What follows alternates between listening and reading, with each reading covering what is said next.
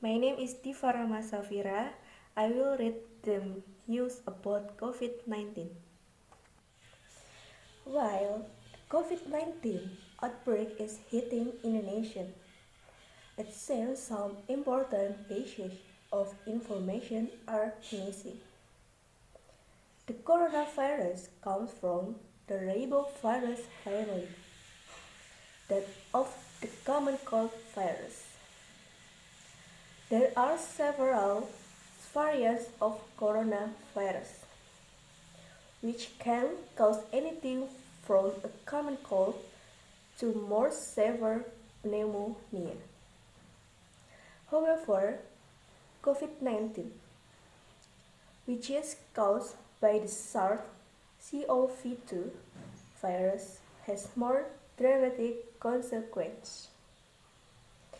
Nevertheless, this relation with the cold virus will be interesting to study. As a matter of fact, scientists all around the world are debating over the potential impact of climate on the spread of COVID-19. While there is no strong evidence at the moment, it is important to note that it might not develop well in tropical areas. Colds are more common in winter because of the tropism of the virus for cold mucous membrane, which is at 33 degrees Celsius. Also worthy of note is that, according to Pascal Cripy, an epidemiologist at the École des Hautes Études en Santé Publique, whereas French influenza propagation depends on seasonality both in the northern and southern hemispheres, and this could very well be the case as well for the COVID-19 coronavirus. The fact is that currently the epicenter of the epidemic has shifted from China to Europe, with a significant impact in Italy, where there were already 3,405 deaths and 41,035 cases of contamination as of March 20. The death rate seems even higher than in Wuhan, China. It should be borne in mind that 25% of the Italian population is aged above 60, which might be an important factor, as it seems that the mortality rate is much higher for the elderly. Comorbidity factors are also essential to take into account: diabetes, obesity, hypertension, smoking, asthma, pulmonary weakness, and other factors involving weakness of the immune system. Second, about the lethality percentage. To what extent will the coronavirus overcome the impact of a super flu, like the epidemic that ravaged the south of France in 1720, exterminating a quarter of the population, 100,000 dead out of a total population 400,000. Be careful not to confuse the death rate reported for the number of cases identified with the rate reported for the total population. The discrepancy is huge, and yet the amalgam is often made giving a sensational effect.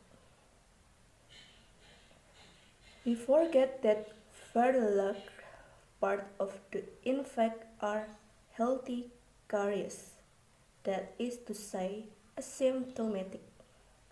The virus has passed through them and they will develop immunity but will not to be sick. People without symptoms have to be taken into account and that's half of the people infected. Only a portion of the global population will be infected, far from the total, which also lowers the lethality percentage. Overall, far less than 1 per million people can be expected to die from the disease. Still on subject of the mortality rate, saying that on TV is impressive. Hospitals are under pressure in Italy, but it must be borne in mind the simple flu also kills hundreds of thousands every year. Without any lines of front page, its impact is spread of 6 months in winter, while the coronavirus made its blitzkrieg in just 2 months. Does it deserve extreme panic to the point of paralyzing the entire planet? This is still an open question because the COVID-19 pandemic is not over yet.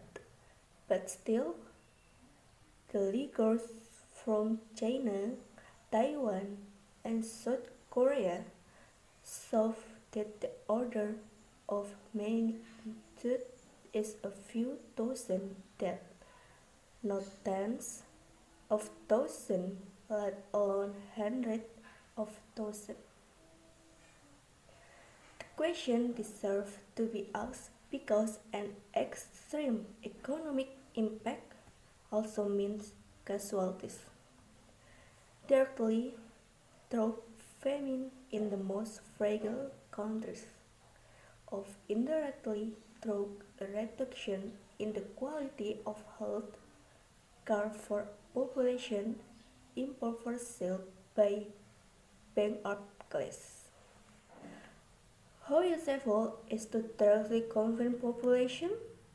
According to epidemiological simulation, it makes a significant impact if undertaken very early. In Italy and France, the drastic measures arrived far too late to change the situation. But with the enormous advance of smoothing the number of cases requiring hospitalization over time, the flow of patients will be slowed down. This is a good measure in order to avoid overloading the capacity of the health service. But with the enormous advance of smoothing the number of cases requiring hospitalization over time, the flow of patients will be slowed down. This is a good measure in order to avoid overloading the capacity of the health service. The number of the health service is limited 5,000 in France. What lessons can Indonesia learn? Again, it should be remembered that the usual flu kills tens of thousands of people annually. Even if COVID-19 is 2 or 3 times worse, it does not seem that the order of magnitude will be radically greater. Indonesia is a tropical country, and it seems that the climate might have an impact, making the extent of the virus becoming widespread less likely. If this population is young, so the vast majority of infected people will resist well. Physical distancing is important and slows the progression of the virus, but it will in any cases contaminate a large part of the population. The measures taken by the government are good and the people should not panic. Since it is not a modern plague. Much more drastic measures will have other equally deadly side effects. The impoverishment of the little people and a significant increase in the prices of essential materials. A final point, last but not least, is very important.